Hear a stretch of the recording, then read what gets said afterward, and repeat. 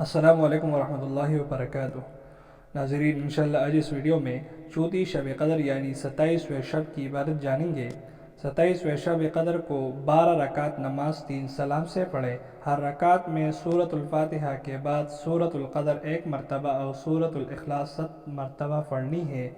بعد السلام 70 مرتبہ استغفار پڑھیں۔ استغفر اللہ ربی من کل ذنب واتوب الیہ۔ 2 رکعت نفل پڑھیں۔ ہر رکعت میں سورۃ الفاتحہ کے بعد سورۃ القدر 3 مرتبہ اور سورۃ الاخلاص 5 مرتبہ پڑھیں۔ بعد السلام سورۃ الاخلاص 7 مرتبہ پڑھیں اور اپنے گناہوں کی معافی مانگے۔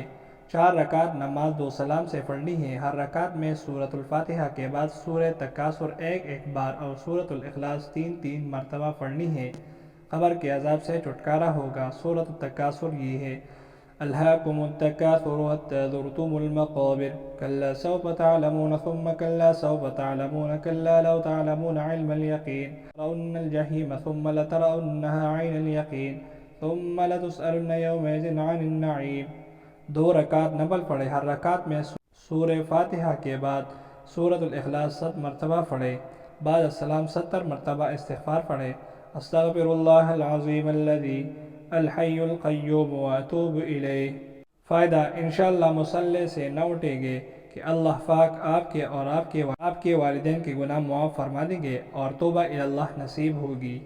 2 رکعت نفل پڑھیں۔ ہر رکعت میں سورۃ الفاتحہ کے سورہ علم نشرح 1 بار، سورہ اخلاص 3 بار پڑھیں۔ بعد السلام 11 مرتبہ سورہ انا انزلناہ پڑھیں۔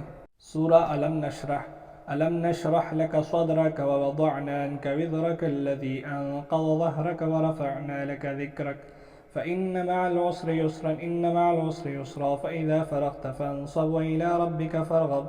4 رکعت نفل پڑھیں۔ ہر رکعت میں بعد از سورہ فاتحہ کے سورۃ القدر 3 مرتبہ اور سورۃ الاخلاص 11 مرتبہ پڑھیں اور بعد از نفل سجدے میں سر رکھ کر 11 مرتبہ کلمات تسبیح پڑھیں اور اس کے بعد جو دل چاہے حاجت طلب کرے۔ تسبیح یہ ہے: سبحان اللہ والحمد للہ ولا الہ الا اللہ واللہ اکبر۔